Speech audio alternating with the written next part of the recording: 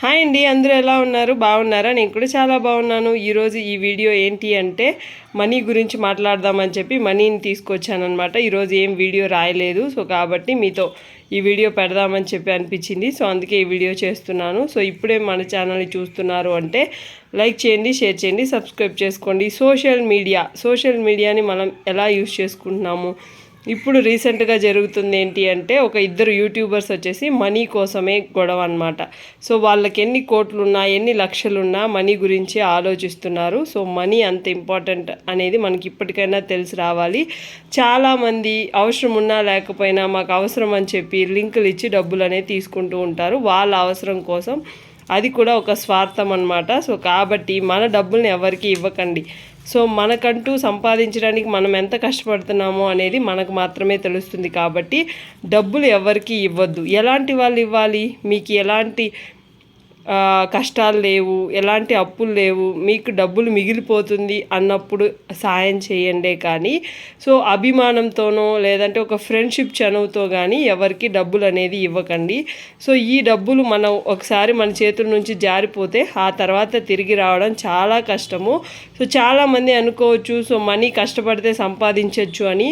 కష్టపడి ఎవరైనా సంపాదిస్తారు, కానీ ఆ మనీని మనం ఎలా సేవ్ చేస్తున్నాం అనేది కూడా ఇంపార్టెంట్. సో మంచిగా సేవ్ చేసి రేపు మీ పిల్లల ఫ్యూచర్ కోసం ఎంత మనం ఎత్తిపెడుతున్నాం అనేది ఇంపార్టెంట్.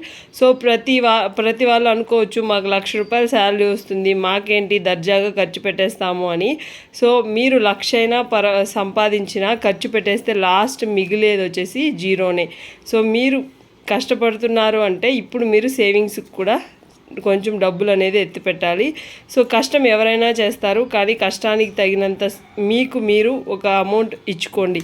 ఫర్ సపోజ్ మీరు ఒక మంత్లో 1 lakh ఎర్న్ చేస్తున్నారు అంటే ఒక 10,000 to 20,000 మీకోసం మీరు ఎత్తి పెట్టుకోండి. అది మీ ఫ్యూచర్ ఇన్వెస్ట్మెంట్ కోసమైనా చేయండి, లేదంటే NPS నేషనల్ పెన్షన్ సిస్టంలో కూడా మీరైతే డిపాజిట్ చేసుకోండి. సో అలా చేసినా మీకు రేపు ఒక 60 years తర్వాత మీకు మనీ అనేది వస్తూ ఉంటుంది పెన్షన్ రూపంలో. సో మనీని మాత్రం ఎప్పుడూ క్యాజువల్గా తీసేయద్దు. ఏముంది మనీ మనం ఏం తీసుకెళ్తామా, చనిపోతే మనీ మన తోడుగా రాదు కదా అని చాలామంది డైలాగులు చెప్పడానికి రెడీగా ఉంటారు. కానీ వాళ్ళనే అడగండి ఒక ₹1,00,000 అప్పు ఇవ్వమని చెప్పి, అప్పుడు తెలుస్తుంది వాళ్ళకి. సో అలా నీతులు చెప్పే వాళ్ళకి దూరంగా ఉండండి. మీ ఫ్యూచర్ ఏంటో మీరే ఒకసారి డిసైడ్ చేసుకోండి. సో మనీ రాగానే శాలరీ మీకు పడగానే ఏం చేయాలి, ఫస్ట్ నీడ్స్ ఏంటి, వాంట్స్ ఏంటి అనేది తెలుసుకొని రాసుకోండి. మంత్కి ఇంతే ఖర్చు పెట్టండి, ఇంత సేవ్ చేయాలి అని చెప్పి రాసి పెట్టుకోండి. గోల్డ్కి ఇంత, ఇన్వెస్ట్మెంట్స్ ఫర్ సపోజ్ ఎస్ఐపి చేస్తున్నారంటే ఎస్ఐపికి ఇంత, అలాగే గోల్డ్ స్కీమ్ కడుతున్నారంటే గోల్డ్ స్కీమ్ కొంచెం అమౌంట్ తీసి పక్కన పెట్టండి. నెక్స్ట్ వచ్చేసి మీ పిల్లల కోసం సుకన్య సమృద్ధి యోజన అనేది వెయ్యండి, PPF అనేది వెయ్యండి. సో ఇలా చేయండి. ఇప్పుడే పెళ్లి చేసుకుని న్యూగా మ్యారేజ్ లైఫ్ స్టార్ట్ చేస్తున్నారు అంటే మీకు ఎలాంటి సేవింగ్స్ చేయాలి అంటే మీరు ఫస్ట్ వచ్చేసి కొంచెం అమౌంట్ అనేది ఇన్వెస్ట్మెంట్ చేయండి. టర్మ్ ఇన్సూరెన్స్ తీసుకోండి, హెల్త్ ఇన్సూరెన్స్ తీసి పెట్టుకోండి. గోల్డ్ మీద అయితే ఇన్వెస్ట్మెంట్ చేయండి. గోల్డ్ ETF బాండ్స్ అయితే కొనుక్కోండి. గోల్డ్ రూపంలో మీరు సేవ్ చేస్తే మీకైతే ఫ్యూచర్లో మంచి రిటర్న్స్ అయితే ఉంటుంది. సో గోల్డ్ మీద మీరు ఇన్వెస్ట్మెంట్ చేయాలంటే సావరిన్ గోల్డ్ బాండ్స్ అనేది తీసి పెట్టుకోండి. సో ఇలాగా మీరు సేవ్ చేయాలి అనే ఒక మైండ్ సెట్ మీకు ఉంది అనుకుంటే ఎలాగైనా సేవ్ చేయొచ్చు. సో మీరు ఒక మిడిల్ ఏజ్లో ఉన్నారనుకోండి, ఫర్ సపోజ్ 30 to 40 ఆ ఏజ్లో ఉంటే మీరైతే ఫస్ట్ ఇన్వెస్ట్మెంట్ స్టార్ట్ చేయండి. SIPలో కానీ SWPలో కానీ మీకు ఏదైనా కొంచెం అమౌంట్ ఉంటే దాన్ని వచ్చేసి మీరు ఇన్వెస్ట్మెంట్ చేయడానికి ట్రై చేయండి. రియల్ ఎస్టేట్లో మనీ పెట్టుకోండి. లేదు మీ దగ్గర ఇప్పుడే ఏమీ లేదు, ఫ్రెష్గా ఉన్నారు అంటే మీ దగ్గర ₹1 లేదు, మేము ఇప్పటి నుంచి సేవ్ చేయాలి అనుకుంటే ఫస్ట్ అయితే శాలరీలో నుంచి కొంచెం అమౌంట్ పక్కన పెడుతురండి. అది చిట్టి రూపంలో అయినా లేదంటే గోల్డ్ ఇన్వెస్ట్మెంట్ రూపంలో అయినా పక్కన పెట్టండి. సో ఆ అమౌంట్తో మీరైతే ఇన్వెస్ట్మెంట్ చేయండి. కొంచెం అమౌంట్ కూడా తీసి పెట్టుకోవచ్చు. 500 నుంచి స్టార్ట్ అవుతుంది ఇన్వెస్ట్మెంట్ అనేది.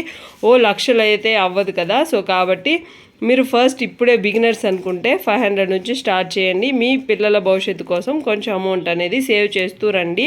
సో ప్రతిదీ నోట్ డౌన్ చేసుకోండి. మనీ ఎక్కడ స్పెండ్ చేస్తున్నారు, ఎలా స్పెండ్ చేస్తున్నారు అని చెప్పి. అలా చేస్తున్నప్పుడు మీకు మీరే రియలైజ్ అవుతారనమాట, ఈ డబ్బులు మనం వేస్ట్గా ఖర్చు చేసామే అని చెప్పి. సో కాబట్టి ఫస్ట్ మీరు ఒక మిడిల్ ఏజ్ పర్సన్స్ అయితే ఈ పని అయితే చేయండి. ఫస్ట్ వచ్చేసి మీ ఫ్యామిలీ బాగుంటుంది. టర్మ్ ఇన్సూరెన్స్, హెల్త్ ఇన్సూరెన్స్ అయితే కంపల్సరీ. నెక్స్ట్ వచ్చేసి 60 ఇయర్స్ ఉంటే మీకు ఒకవేళ 60 ఇయర్స్ ఆ ఏజ్లో ఉన్నారు అంటే మీ అమౌంట్ని పోస్ట్ ఆఫీస్లో అయితే డిపాజిట్ చేసి పెట్టుకోండి. మంచి ఇంట్రెస్ట్ వచ్చే స్కీమ్స్లో పెట్టండి. మీరు సీనియర్ సిటిజన్స్ కాబట్టి మీకు మంచి ఇంట్రెస్ట్ అనేది వస్తుంది. సో ఇలా మీరు పోస్ట్ ఆఫీస్లో డిపాజిట్ చేసుకుంటే మంచి అమౌంట్ అనేది మీకు రిటర్న్స్ రూపంలో వస్తూ ఉంటుందన్నమాట. నెక్స్ట్ వచ్చేసి ఒక హౌస్ వైఫ్గా ఉంటున్నారు, మీరు ఇంట్లోనే ఉంటున్నారు, ఎలాంటి పనికి పోలేదు అనుకుంటే మీరైతే కొంచెం అమౌంట్ అనేది పక్కన పెట్టుకోండి.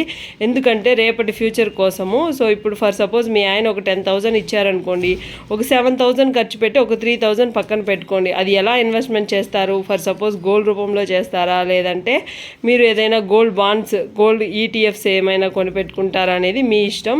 సో మీకు ఫిజికల్ గోల్డ్ ఇష్టం అంటే ఫిజికల్ గోల్డ్ మీద పెట్టండి. లేదు మాకు ఇన్వెస్ట్మెంట్ పర్పసే కావాలి, నెక్స్ట్ గోల్డ్ని రిటర్న్ ఇచ్చినా మాకు అమౌంట్ ఫుల్ అమౌంట్ కావాలి అనుకుంటే ఈటీఎఫ్స్ కొనుక్కోండి. లేదు మీ దగ్గర ఏదైనా గోల్డ్ ఉందనుకోండి, ఫర్ సపోజ్ మీ దగ్గర చాలా గోల్డ్ ఉంది, ఇంట్లో వేస్ట్గా ఉంది అనుకుంటే ఏదైనా కాయిన్స్ అలాంటివి తీసి పెట్టుకున్నారు అనుకుంటే గోల్డ్ మానిటైజేషన్ స్కీమ్ అనేది ఉంది. సో అందులో అయితే మీరు డిపాజిట్ చేసుకోవచ్చు. మంచి ఇంట్రెస్ట్ అనేది వస్తూ ఉంటుంది. అది కూడా మీకు ఒక ప్యాసివ్ ఇన్కమ్ లాగా అయితే మీకు ఉంటుందన్నమాట హౌస్ వైఫ్స్కి. సో ఇంట్లో ఉంటున్నామనే ఒక బెంగ బయట పెట్టేయండి. సో ఎందుకంటే ఇంట్లో ఉన్నా కూడా మనం ఏదైనా సాధించవచ్చు అనేది అందరికీ చేసి చూపించండి. అప్పుడే మనకు ఒక వాల్యూ అనేది ఇస్తారు. సో కాబట్టి మనీని ఎవరు టేక్ ఇట్ ఈజీగా తీసుకోవద్దు. సో చాలామంది వాళ్ళు శారీ కొన్నారు బాగుందని చెప్పి మనం కూడా కొందామని ఒక లేడీస్ మెంటాలిటీ నుంచి బయట రండి. మనం కూడా సేవింగ్స్ చేయాలి, ఇన్వెస్ట్మెంట్ చేయాలి, 10 మందిలో బాగా బతకాలి అనుకుంటే డబ్బులు అనేది చాలా ఇంపార్టెంట్. సోషల్ మీడియాలో పడి డబ్బులు అయితే వేస్ట్ చేసుకోవద్దు. వాళ్ళందరూ వాళ్ళ బిజినెస్ కోసం అనేది మనీ మన దగ్గర స్పెండ్ చేయించుకుంటూ ఉంటారు. సో ఆ ట్రిక్ అయితే మీరు గుర్తుపెట్టుకోండి. సో మనీ అనేది చాలా ఇంపార్టెంట్. సో ఆ మనీని మీ దగ్గర ఒట్టిగా పెట్టుకోకుండా ఇన్వెస్ట్మెంట్ లాగానో లేదంటే మనీ కోసం పనిచేసేలాగైతే పెట్టండి. చాలామంది బ్యాంక్లో దాచేసుకుంటూ ఉంటారు. బ్యాంక్లో దాచుకునేందుకు యూజ్ లేకుండా, కాబట్టి దానికి ఇంట్రెస్ట్ వచ్చేలాగైతే పెట్టండి. సో మంచిగా రిటర్న్స్ వచ్చే దాంతో ఇన్వెస్ట్మెంట్ చేయండి. సో మీకు ఒక నాలెడ్జ్ ఉంటేనే చేయండి, నాలెడ్జ్ లేకుండా చేయొద్దు. సో ఎవరిని నమ్మి డబ్బులు అయితే ఇవ్వద్దు. మీ దగ్గర 1,00,000 ఉన్నా మీరు అప్పులకు మాత్రం ఇవ్వకండి. ఇంకెక్కడైనా డిపాజిట్ చేసి అందులో మీకు ఇంట్రెస్ట్ వచ్చేలాగా బ్యాంక్స్ని నమ్మండి, అంతేకాని జనాలను అస్సలు నమ్మద్దు. సో మన చుట్టూనే ఉంటారు మనుషులు డబ్బుల కోసం ఏకలాడుతూ, వాళ్ళు డబ్బులు ఇచ్చేస్తే మళ్ళీ మన ఫోన్స్ లిఫ్ట్ చేయరనమాట. లైఫ్ లాంగ్ మనం బాధపడుతూ ఉండాలి. సో కాబట్టి మనుషుల కన్నా మనం బ్యాంక్స్ నమ్మి ఆ డబ్బుల్ని డిపాజిట్ చేసి మనీకి ఇంట్రెస్ట్ తీసుకోవడం బెస్ట్. తక్కువ ఇచ్చినా పర్లేదు, మీ మనీ అయితే సేఫ్ ఉంటుంది. సో కాబట్టి ఎవరు ఎలాంటి చోట మోసపోకుండా మనీని మనం ఎలా స్పెండ్ చేయాలి అనేది ఫస్ట్ అయితే తెలుసుకోవాలి. మనీ గురించి ఏ క్లాస్ రూమ్లో మనకైతే చెప్పరు. సో కాబట్టి మనమే తెలుసుకోవాలి మనీని ఎలా స్పెండ్ చేయాలి, మనం మన కోసం ఎలా వాడుకోవాలి, రేపు ఫ్యూచర్ కోసం ఎలా పెట్టుకోవాలి మనీని, మనం ఎగ్జాక్ట్గా మనీని ఎలా యూజ్ చేసుకుంటే మన లైఫ్ బాగుంటుంది అనేది ఒక గ్రాఫ్ అనేది వేసుకోండి. ఫర్ సపోజ్ మీరు ఓన్ ఇల్లు తీసుకోవాలి అనుకుంటున్నారు. ఆ ఓన్ ఇల్లు కోసం మీరు ఎలా సేవ్ చేయాలి? చిట్టి కట్టుకొని సేవ్ చేస్తారా, లేదంటే ఇంకేదైనా డిపాజిట్స్ చేసుకొని లేదంటే ఇన్వెస్ట్మెంట్ చేసుకొని ఒక 10 to 20 ఇయర్స్లో మీ డ్రీమ్ హౌస్ని ఫుల్ఫిల్ చేసుకుంటారా, లేదు ఏదైనా రియల్ ఎస్టేట్లో మనీ పెట్టి అందులో గ్రో చేసుకుంటారా, అది మన ఇష్టం. సో లేదు మీరు ఏదైనా ఒక రెంటెడ్ హౌస్లో ఉన్నారనుకోండి, ఫర్ సపోజ్ ఒక 5 lakhs వర్త్ క్రెడిట్ లోన్ తీసుకొని క్రెడిట్ కార్డులో లోన్ తీసుకొని ఆ లోన్ని మీరు లీజ్కి వేసుకున్నారనుకోండి, మీకు రెంట్ మిగులుతుంది. సో రెంట్ మిగులుతూ వచ్చినప్పుడు మీకు ఒక 5 lakhs మీకు తిరిగి వస్తుంది. కాబట్టి సో మీరు రెంట్ కట్టడం బదులు క్రెడిట్ కార్డ్ లోన్ అయితే కడుతూ వచ్చేస్తారు. సో అలా చేసినా కూడా మీకు ఒక 5 lakhs అమౌంట్ 2 years 3 yearsలో మిగిలిపోతుంది. సో అలా చేసుకోండి. సో అమౌంట్ మిగిలినట్టే కదా లెక్క. సో ఇలా ప్లాన్ చేసుకొని ఖచ్చితంగా మీ దగ్గర డబ్బులు కావాలి అనుకుంటే ఏదో ఒక ప్లాన్ వేయండి. సో ఆ ప్లాన్ ప్రకారం మీరు ముందుకు వెళ్ళండి. ఫర్ సపోజ్ మీరు ఒక ల్యాండ్ కొనాలి అనుకుంటున్నారు, దానికి అమౌంట్ కావాలి, దాన్ని ఎన్ని విధాలుగా మనం సంపాదించవచ్చు అనేది ఒక పేపర్ పెన్ను తీసుకొని రాసుకోండి. దాని ప్రకారం మీరైతే ట్రై చేయండి. సో మీకు ఇంకేదైనా డౌట్స్ ఉంటే కామెంట్ సెక్షన్లో కామెంట్ చేయండి. హెల్త్ అండ్ టర్మ్ ఇన్సూరెన్స్ అనేది తీసి పెట్టుకోండి. ప్రతి ఒక్కరూ ఇన్వెస్ట్మెంట్స్ అనేది చెయ్యండి. ఓకేనా? Take care, bye.